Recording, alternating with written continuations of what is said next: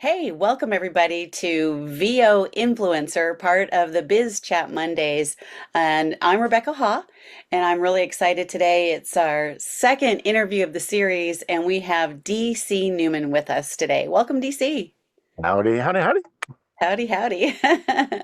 So, VO Influencer is basically a business chat with somebody who's been very successful in voiceover, no matter where they are in the world, but most of the time it's Americans. And today we have with us DC Newman, well, why don't you tell us just a little bit about yourself as we get into this, huh, DC? You've been in the business for 11 plus years. January was my 12th anniversary in the business. I've had Congratulations. kind of an awkward path. I got into the business way back in the olden days of tape and razor blades for editing. In high school, I was in the DECA program, and it was a business program, and the goal was to get you sort of an internship with the business. And I think their intention was to get you into an office, get you into retail, get you into traditional businesses. And of course, I went, well, I'd like to work in radio. And my instructor had no idea what to do. So he goes, well, I don't know. How would you like to do that? So I gave him some contact information for the number one station in town and said, why don't you try there? And 2 weeks later, I was in their research department, in their marketing arm. And then I weaseled my way into the studio after hours, after my shift was over. So, just a note for everybody listening, weaseling is an attribute. That's a pun. It is, it is a form of affection It towards the is. profession that you are Yeah. Yeah. aspiring towards. That's right. Basically, I made myself useful, and they went, "Hey, can you help with this?" And I went, "Yes." That's great. Yes is a great answer. I found myself running the board for a weekend show, and then the folks running the show went, "Hey, can you come drive?" Because this was back in the good old days when they would be out and about in the Ah, with the remote equipment. right.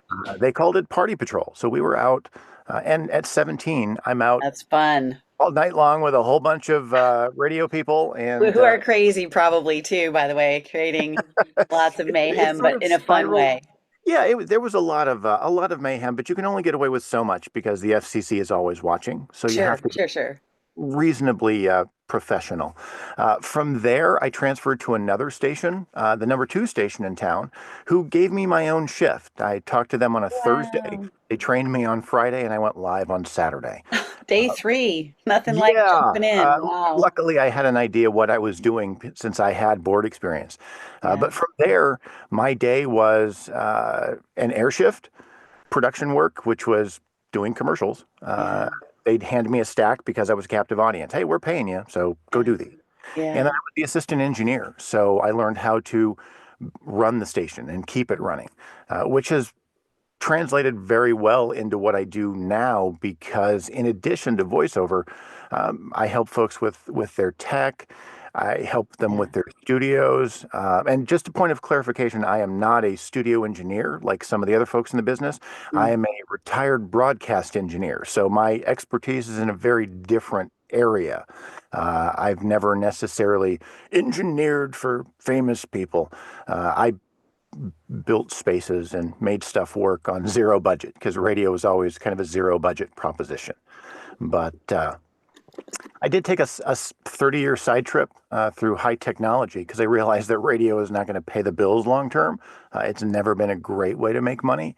So I moved into high technology and worked for a little internet startup back in the 90s, helped pioneer a lot of the things that we're using right now.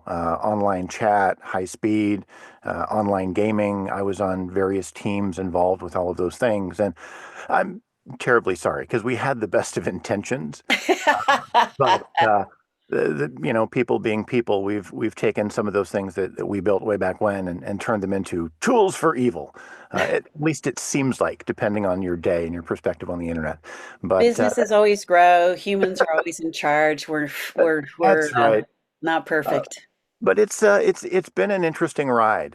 In addition to all of that, I also took a quick side trip, worked for a funeral home, painted railroad cars, ran a hobby shop. I've never had a traditional job. Everything has been presenting, educating, breaking things. I spent a number of years breaking things as a professional software tester. So if I can't break it, it's a pretty solid product usually. Yeah, that's great. That's great. But Well, that let's all of talk those things. about the 12-year anniversary and how that represents the professional VO career, right? Yep, that is 12 years in the business. I got back in the business after my daughter went to kindergarten because I realized I had to get a real job again. And I love how you call this a real job because a lot of people don't even think well, my primary job for 5.5 years was taking care of the little one. We were yeah. inseparable, and I did the stay-at-home dad thing and loved it. Yeah. And then I had to get a real job because nobody's going to pay me when she's in kindergarten because she's off doing school stuff, and I gotta pull my own weight. So my wife, being the smart one, said, "Why don't you get back into voice work?" So I took a look and realized that things were a lot different now, and got back in via audiobooks. Did about 35 Oh, or so audiobooks, and then realized that audiobooks was okay, but not really my happy place. No offense to any of the audiobook people. It is a great genre to work in, yeah, and it yeah, really gives you a lot of skills in terms of not only the editing end of things, but also the character work. So yeah. I love my audiobook peeps. I'm just that's really not where I want to be. So I Right, I get pivoted. it. I'm commercial with an eye to documentary Yeah. and in-show narration with potentially some promo and trailer in the future, which I am fully aware is probably the most difficult area in the business to really break into Well, because that's a really good segue to kind of focus on what we want to talk about, which is, a lot of the interviews that I see out there, and this is why I created this podcast, is that people talk about the career and the creative aspects, the acting side of things and such. So I feel like that's a saturated market. And I call this Biz Chat because what we do on a weekly basis, and we're really happy that you're part of this on a regular basis, besides being our guest today, is focusing on the behind the scenes that we have to take care of as a business, as running a business. And since you've been at this professionally, let's say back into it in a way because of your background for 12 years now, congratulations. Um, yeah, what if you kind of think about your trajectory and what you had to refocus on to get back to work, to get a Mhm. real job, and then really kind of bringing you to today. If you could just try to sort of think about that moment and then think about where you're at now from a business background from a Mhm. business behind the scenes, what you have to do daily or weekly. Um, what do you feel are the primary points of focus for you in making that successful and making that 12-year stretch?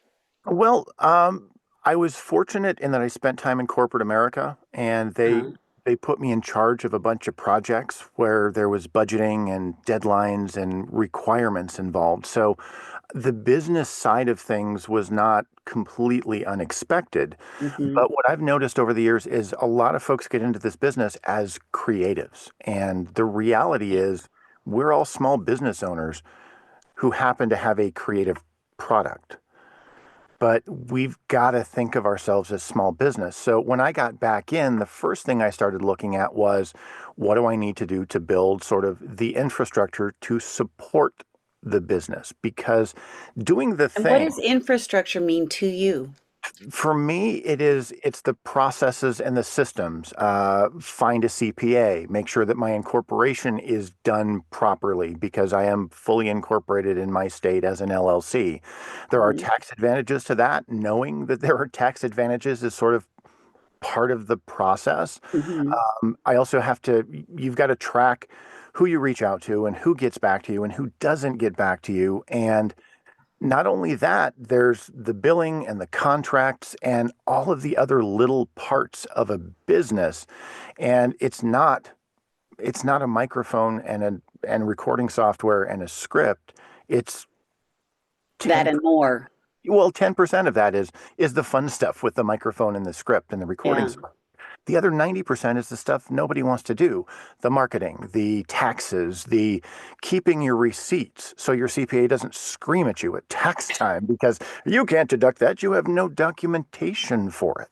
Right. Um, and I try to impress upon people that it is a small business. I like to tell people, you are the CEO of You Incorporated, and you have to think of it that way. You Right. can't just go, oh, I'm a creative. I don't do tech. Right. We are technical people. We are Right. business people, and that is the first. And it hasn't always been easy. There are parts of the sort of back end infrastructure that I am not a huge fan of. Uh, Which might be like, Mostly the marketing and the social media aspect of it. In today's world, mm, social media is kind of important. And with my particular background in broadcasting and lots of local events, and then going into the internet, I'm really skeptical of social media. I have a hard firewall between my personal life and my business life. And I do that for a number of reasons. But if it's on the internet, it's not private anymore. right. So, I don't want to make that choice for my child. I want them to be able to make that choice when they're older. And also, it's a safety thing. I had some experiences when I was in broadcasting where there were some uncomfortable things that happened. So, at a very early age, before I was 18, I learned how to take myself out of the phone book and get an unlisted number. Oh, wow. And, you start thinking about personal safety and your Yeah. security. Yeah. So, and not that there's anything wrong with it, because there's a lot of folks in our business right now that are just killing it on social media. Yeah. And that's great. That's just not for me. So I suppose in that sense, the marketing end of things is a little more difficult because I'm a I'm a people person. I much rather interact with folks one You're on an one. in-person people person. I'm an in-person people person. Well, and I'm a firm believer, because of my background in the internet space, you can't really learn about a person by stalking them on the internet. You can learn things, but Yeah. you really can't know a person. But we're in a society now where people know you because they see you on the internet, and you and your internet persona are often very different things. Yeah. So, Which which is makes it, great from a business aspect for, actors know this. Let's say traditional celebrity level actors know this. And that's a really good point to sort of just put a highlight on in terms of this business, because you and I can both agree probably that a lot of promotion can come from the social media, and then you can build business off of that, and a lot of voice actors have taken that route, and that's fine. So it's a different angle that you've come from, which even points to maybe a hardier business background side of things to then manage not going in that direction but still right. build that business. Yeah, if you were to Well, look. Okay, go I'm, ahead. I'm fortunate in that the areas in which I want to work are not hugely social media driven. If I was in, for example, animation Huh. or video games, I know that there is a ton of work and casting and interactions with the decision makers that does happen via social media. The areas that I really specialize in don't. It's all agent driven. So I'm fortunate in that I don't really have to shove through that block and do things that are sort of against my personal code, as it were. Well, and Uh, I think what you just said, even though you're saying it very casually, like everybody knows it, isn't something everybody thinks about, right? So that's another business side of things that you're putting an angle on, that you're recognizing the fact that, certain genres in voiceover will actually require a more of a, will benefit you hugely, yeah, let's say, not require, but benefit you hugely if you do that social media absolutely. aspect of it, right? And Yeah. a lot of it is doing your research. That's the infrastructure work. That is the business building work, is researching the genres that you want to work in and finding out how they really work versus how a lot of people think they work. Yeah. Go where the people are, swim in the ponds with the people that are doing the work you want to do. Because a lot of this business is networking. Yeah, Uh, and it that really is. that doesn't have to be on social media. If people start to see you traveling in the same circles, you will be recognized. And the more you're recognized for the right reasons, you don't want to be recognized for being a pain, Right, uh, right, right. don't want to be recognized for being clueless or causing problems. Right. Recognized for the right reasons, Yeah. people are going to start reaching out and going, "Hey, let's talk. Let's Well, let perhaps. me pause you for a moment and have you think about this next question. The question is, what is the biggest investment in terms of either whether it was cost and value or just total value that you have made in your business systems and processes that you can highlight for us just now to say that was my best focus of time and money and effort to build X, maybe it's a CRM, maybe it's a contact list, maybe it's the research spending time. Mhm. So if you, I know, I didn't send you a list of questions or anything like that. So this is really off the cuff. So, this is what you're thinking right now in this moment. What would you say would be the one thing that you felt was worth it in that way? Honestly, I would say the best investment overall Mhm. was the mindset at the outset that this is a business first and a creative endeavor second. Mm, I'm old school. I've got spreadsheets. Even though I'm not a big fan of Excel, CRMs tend to be overkill for what I'm doing specifically. If you're doing a lot of outreach on your own, absolutely invest the time in CRM. But do your due diligence first about the business in general. Find out if your state needs an LLC. Are there advantages to it? Talk to people that are experts in those areas. A lot of our business is, oh, I found it on YouTube, so I know what I'm doing, which is a great is stepping that what a lot point. of our business is? Well, I hear it a lot. Well, I saw this Wow. on YouTube, so I'm going to go this direction. Well, Okay. let's do a little bit of research, figure out if that's a good direction to go in. So how Um, do you get that business mindset? What do you think? Because you say it like that's easy, but I have always it, purported that myself. And I know that a lot of people don't naturally think of that because they think of voiceover as playing, which yeah, absolutely it is. yep. But some people don't think that it's a small business. And so, how can we help? What would you tell them to help them put that mindset forward? Stop making excuses. Oh, There, that's nice. I don't want to call it a movement, but there's a phrase that a lot of people use at conferences. Hmm. Just do the thing. Hmm. And that can be sort of anything within the business. Yeah. But I've sort of, for myself, I've sort of modified that to just do the business thing Hmm. first. Because if you don't have the business stuff in place, when you start booking, you don't have any structure to build on that going forward. That's And nice. And I want to leave it there for a okay, moment. Just do the business thing first as a kind of a quote to put there because we have an audience and I want to invite them to come forward and turn on their video now.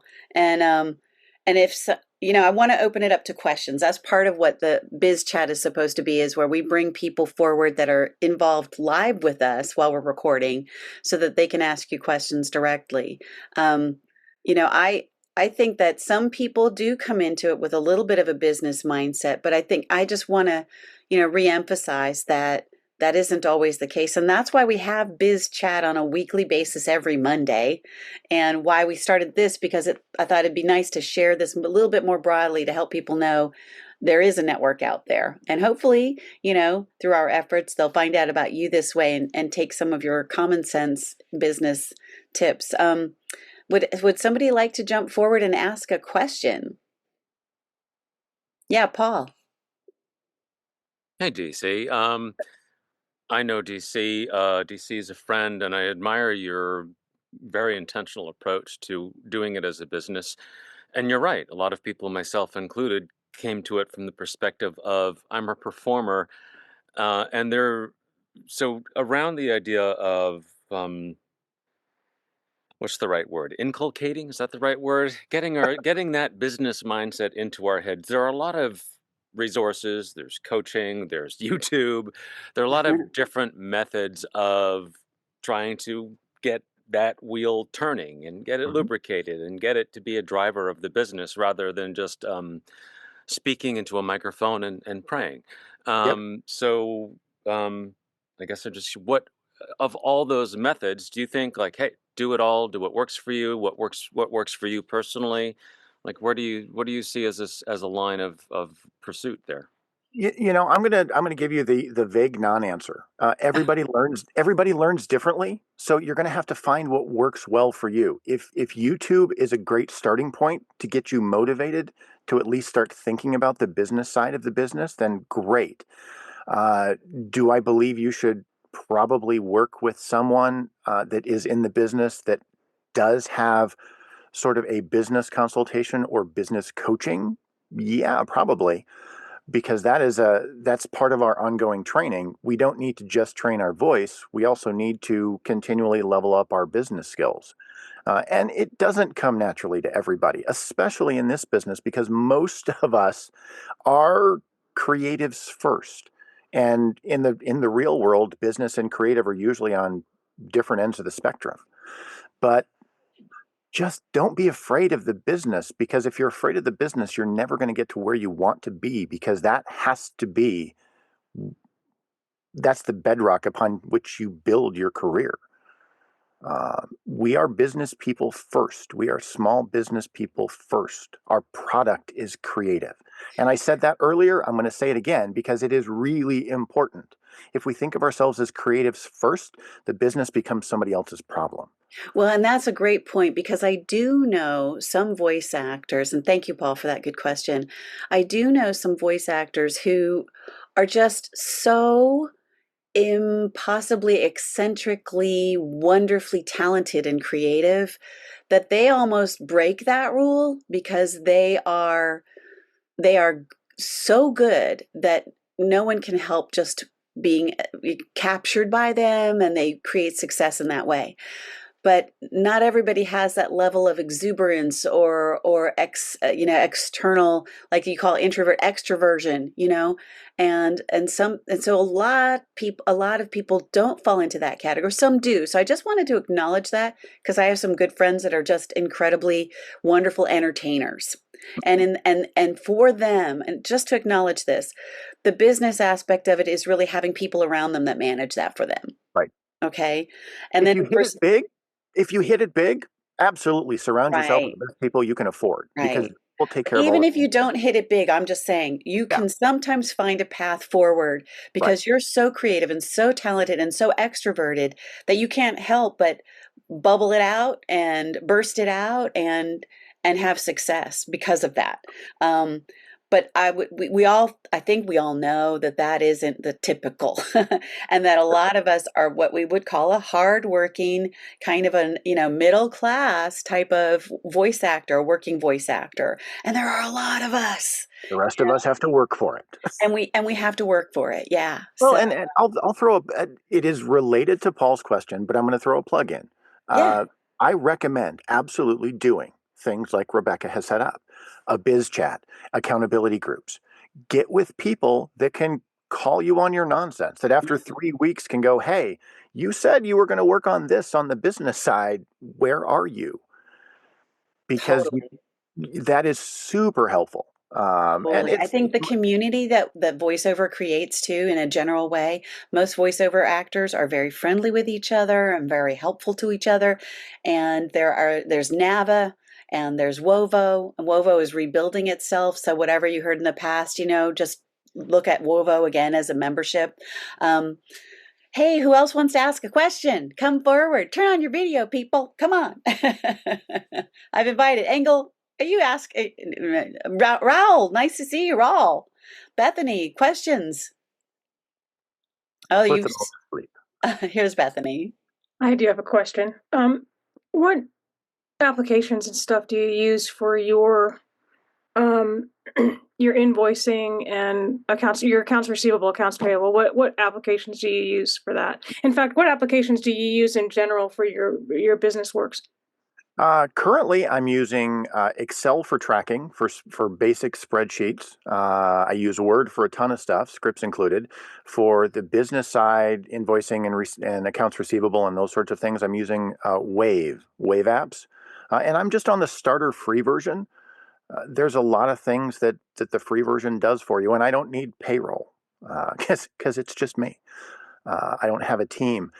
I have used QuickBooks in the past. QuickBooks tends to be a lot of things for a lot of businesses, but for us, it tends to be overkill and it's really expensive, especially when you're starting out.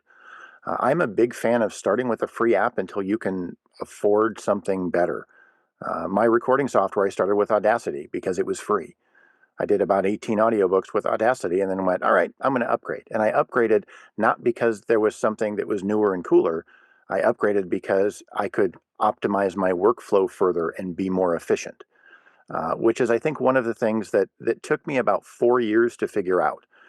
Because it's so easy to get distracted in this business with the new shiny things or the exciting, fun webinars and workouts and things like that.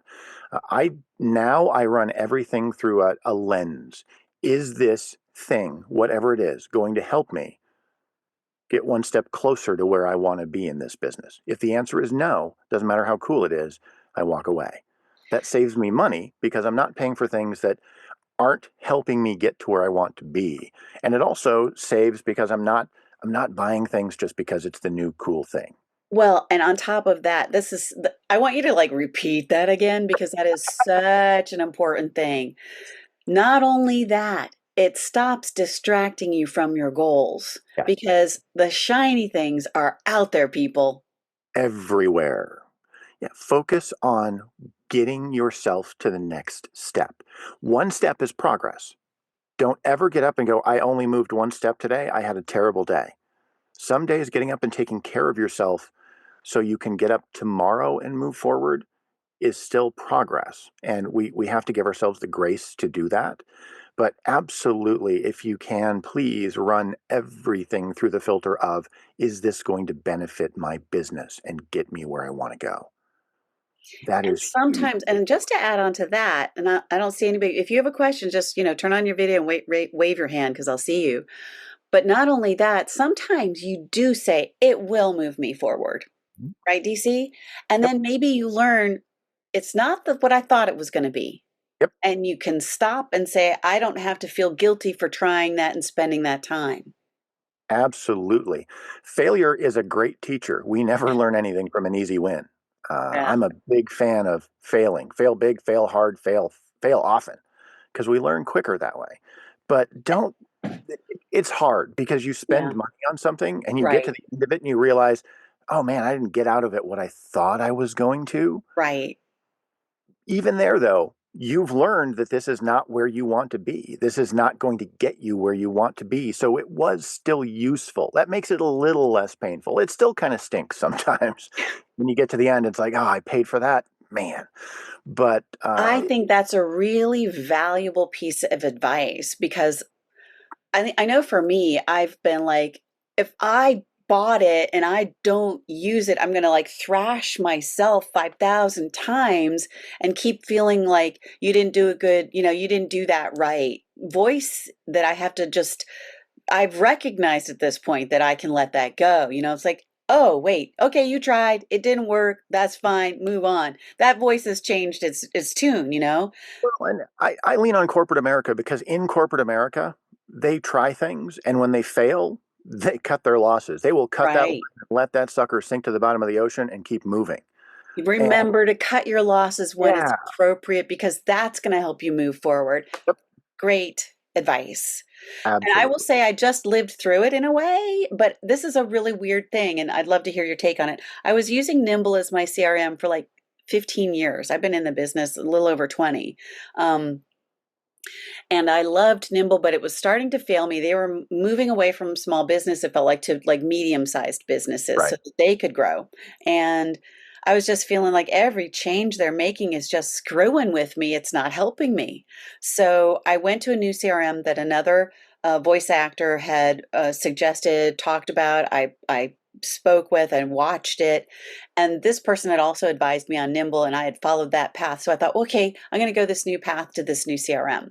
And I've spent a ton of money. And I have spent not only just to buy the application itself or lease it for a year, you have to lease Hmm. these things now, but then the investment of time with my virtual assistant and my own, and just learning the dang thing. I won't cuss. Learning the dang thing and managing and manipulating because it's so customizable, it's almost too much. Yeah. It's like you said, I didn't know when I got into it that it would be so difficult, that it would be so challenging in terms of time to get there where I needed. I Yeah. mean, I almost bailed on it a couple of times. And so the first 6 months, I basically was like, I don't know, I'm testing this. And it's like, I'm not in the water on this. I could dump it. And I was Yeah. really, and then I finally committed and I have decided to keep it, but I don't advise it to anyone else because of what I've gone through myself. But at Yeah. this point, I'm so embedded in it. I just feel like it's better that I stick with it because it's not hurting me. It's a little expensive, but we've learned the system and now Yeah. we know how to manipulate it. So we're really smooth sailing now, but it wasn't worth the rocky trip to get here in terms of my advising others. I've Yeah. done it, so I'm okay now. So I just want to throw that at the another kind of twist on things, right? Yeah. There is no one true path. Everybody says that. The path in voiceover to success is different for every person. That also includes the business side. What works for person A for a CRM may not work for a person B because we all approach things differently. I tend to be very analytical. I'm a data guy. Give me a bunch of data and I can make a decision and go from there. I love that. Most people don't work that way, especially in the creative space. We're kind of at odds. But you know, it, slog through it. Sometimes slogging through it is the best option because And sometimes it's not. And that's why I wanted to throw it out there yeah, because we were well, and talking about giving up. And then there was a chance where I could say, well, and then you don't always. So it's a real balancing act with your own intuition and experience and expertise. And and Raul has a question. I wanted you to, made real quick. You made the yeah, choice though midway through that process when you yes, made the choice. Should I give up or should I keep going? You made the choice that keep moving forward was going to be ultimately the best choice for your business at the time. So you're doing exactly what we've been talking about, figuring out your best path forward, even though it was a little bumpier than you were looking for. So exactly. Oh, that's great. Thank you. Raul. I've got sort of a half and half uh, endorsing what you've said wholeheartedly because I didn't do it. And also uh, cautioning the younger people out there who still have time to change that having that kind of mindset, that kind of mental habit that you've been describing will, I think, help in some of the things where I have done what you were talking about as far as checking things out before spending a lot of money and finding out I wasted not only the money, but all the time I spent checking it out. yep. The worst expensive, the most expensive mistakes I've made that I can think of right now have been things that I spent so much time trying to make sure I wouldn't make a mistake by doing. Hmm. Um, well, a case in point, I had this great idea and I bought a robotic DVD duplicator printer. Spent a few $1,000s on it. After Mm-hmm. reading about all this thing, well, I knew enough about the tech. I was in radio for 30 years, television for another 10, and I know about production and I know some graphics. I can help people get their demos put together and make some extra money that way. Bought the thing just as discs became obsolete. Mm-hmm. I mean, I might as well have bought a cassette duplicator or a Yep. reel-to-reel high-speed duper. I mean, there were such things for kids that don't know. There have been several other things where I've invested, or I thought I was investing. I blew money on things that seemed to be just right, and I got into them, and they were either I don't fault the product or the service or anything like that. I don't feel I was cheated, but I went ahead and tried something, and I got in real trouble financially because I Yeah.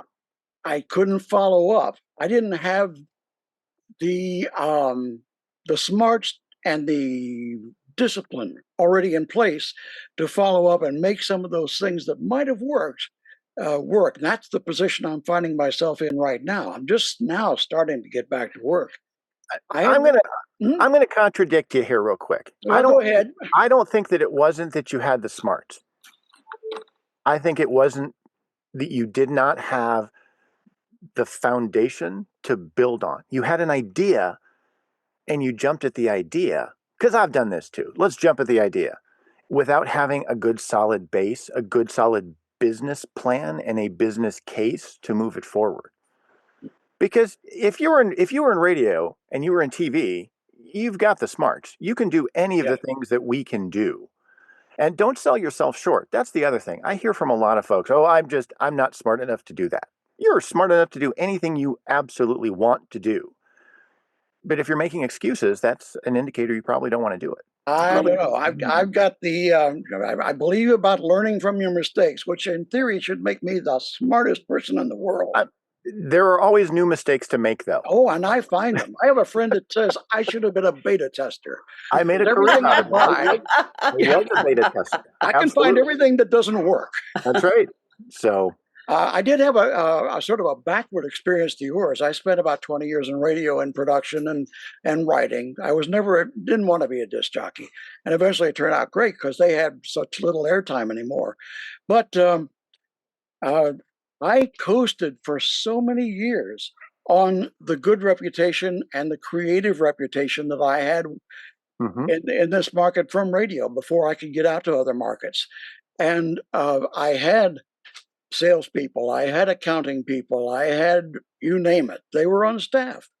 And so when I did get into freelancing, I still was able to coast a lot on those things.